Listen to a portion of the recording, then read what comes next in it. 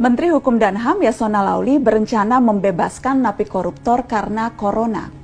Alasan utamanya, lapas yang kelebihan kapasitas akan membuat penyebaran virus ini tidak terkendali dan jika satu tertular akan membahayakan semua.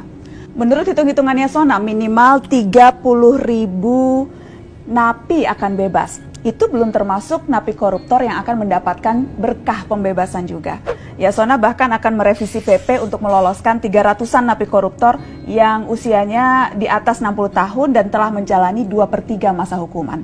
Mari kita bedah. Oke, secara prinsip alasan ini bisa diterima, masuk akal, dan memang ini praktek yang juga sudah dilakukan di negara-negara lain dalam merespon pandemik ini.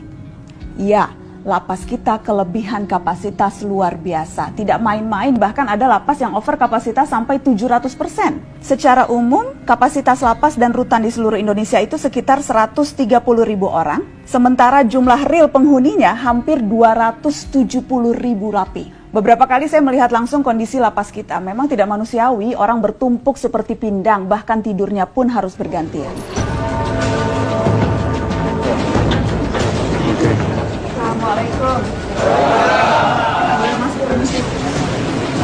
Cobalah di sini ya. Ya, berapa orang ini Pak satu kamar Pak? 37 orang. Oh, Kamu ini ada berapa? Ada yang private ini. 2 orang di sini. Dua di sini semua. Di bawah sini semua ya Pak, gitu ya. Aja udaranya di dalam panas walaupun pakai kipas angin. Iya, apalagi karena banyak orang kan. Banyak orang ini. Jadi Panas. Kondisi ini jauh dari ideal dan alasan kesehatan mencegah penyebaran corona menjadi valid.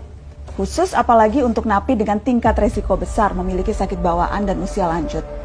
Demi alasan kemanusiaan, pembebasan mereka dengan syarat-syarat tertentu sangat bisa diterima. Tapi alasan ini menjadi mengada-ngada ketika kita bicara soal napi koruptor. Sel bagi napi koruptor berbeda dengan tahanan lain. Di lapas Sukamiskin misalnya, satu napi satu kamar, lengkap dengan fasilitas pula. Alih-alih berdesakan dengan napi lain sehingga bisa tertular corona, para koruptor di Sukamiskin bahkan ada yang bisa mandi air panas dengan water heater di kamar mandi pribadi dan olahraga di dalam sel eksklusif mereka. Dan kondisi ini bukan hanya di lapas Sukamiskin. Sebutlah di lapas Tanjung Gusta, Sumatera Utara. Sel napi koruptor di sana jauh lebih nyaman. Menteri Yasona sendiri yang mengakui kebijakan umumnya di seluruh Indonesia, sel napi koruptor dipisahkan dengan napi umum.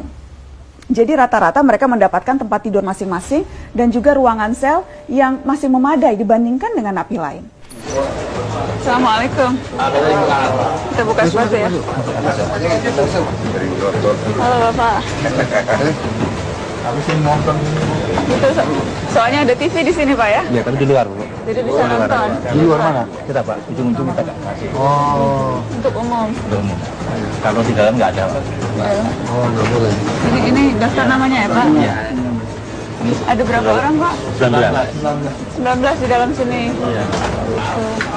Bang, ayo. Penilaiannya yang ya terang. Ya. Paksa dibuat tingkat Paksa nih. dibuat ini, ya, karena tidak muat lagi. Jadi 4 di bawah, kemudian 4 di atas, 8, di atas sini lagi, di atas itu ya. 2 sebenarnya. Oh, di atas ini 2, ini, sama itu.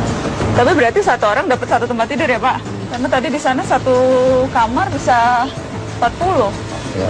40 orang. Ruangannya mungkin agak beda. Agak besar. Iya, tapi nggak terlalu jauh juga lah mungkin. Besar. Memang mengambil penempatannya itu gudana juga agak Karena harus dipisahkan tikor dengan ini ya. Itu harus maksudnya karena memang undang-undangnya atau karena lebih ke kebijakan setiap rutan atau lapas? Dia pada umumnya kan tipikor dipisahkan sama dengan di Sukamiskin. Tapi itu Jadi memang kebijakan itu yang sejak dulu ya. kebijakan yang memang diambil. Itu dari segi fasilitas. Sekarang mari melihat angka. Dari hampir 250.000 napi di seluruh negeri, yang napi koruptor jumlahnya sekitar 4.500-an. Berarti itu sekitar 1,8% dari total napi. Jadi pembebasan napi koruptor dengan tujuan menghambat penyebaran COVID-19 di lapas menjadi tidak relevan karena angkanya sangat kecil dibandingkan dengan napi kejahatan lain, hanya 1,8%. Menjadi wajar kalau kemudian sejumlah aktivis pegiat anti korupsi curiga kebijakan membebaskan napi koruptor ini hanyalah akal-akalan saja.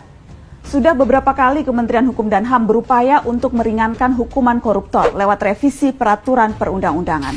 Catatan ICW misalnya, selama 2015 hingga 2019, Menteri Yasona sudah 4 kali mengatakan mau merevisi PP 99 tahun 2012 tentang syarat dan hak napi di lapas.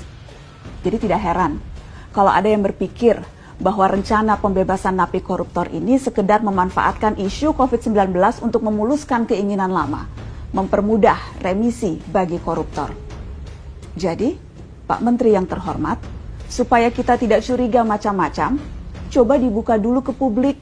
Narapidana kasus korupsi apa dan di mana yang menempati sel berdesak-desakan seperti napi umum pencuri ayam yang bahkan harus tidurnya bergantian. Oh ya sekalian, kalau memang mau cek lapas koruptor, titik cek lagi sel Papa Setia Novanto dan kawan-kawannya di Sukamiskin. Lagi di sel nonton Netflix atau lagi pelesiran makan di warung Padang ya?